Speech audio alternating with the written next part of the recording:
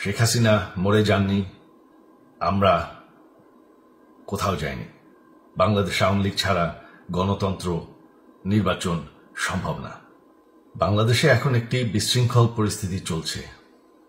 সারা দেশে আমাদের ভাঙচুর হচ্ছে, লুটপাট হচ্ছে, আমাদের শহরের বাইরে আমাদের নেতাকর্মী, আমাদের আওয়ামী লীগের নেতাকর্মীদের উপর হামলা চলছে, অনেকে হত্যা করা হয়েছে। এই পরিস্থিতিতে আমি বলতে চাই, আওয়ামী লীগ হচ্ছে বাংলাদেশের সবথেকে পুরাতন গণতান্ত্রিক এবং সবথেকে বড় দল।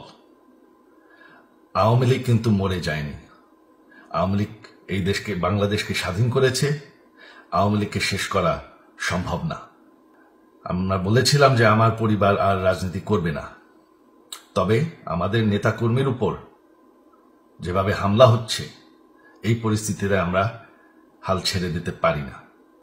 বাংলাদেশে যদি গণতন্ত্র, নতুন বাংলাদেশ গড়ে তুলতে হয়, আওয়ামী লীগ ছাড়া সম্ভব না। আওয়ামী লীগ হচ্ছে সব থেকে বড় দল।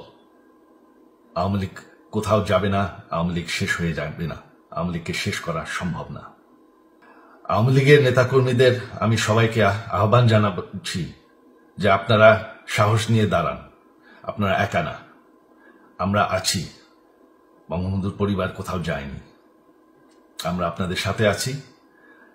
দেশকে, আমাদের নেতাকর্মীদেরকে, আওয়ামী লীগকে রক্ষা করার জন্য যা প্রয়োজন আমরা করতে প্রস্তুত।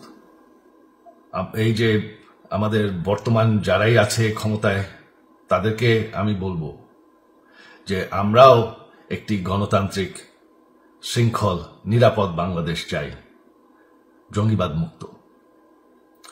তার জন্য আমরা সবার সাথে আলোচনা করতে প্রস্তুত, শুধুমাত্র তারা যদি জঙ্গিবাদ এবং ভায়োলেন্স বাদ দেয়। শেখ হাসিনা মরে যাননি, আমরা কোথাও যাইনি।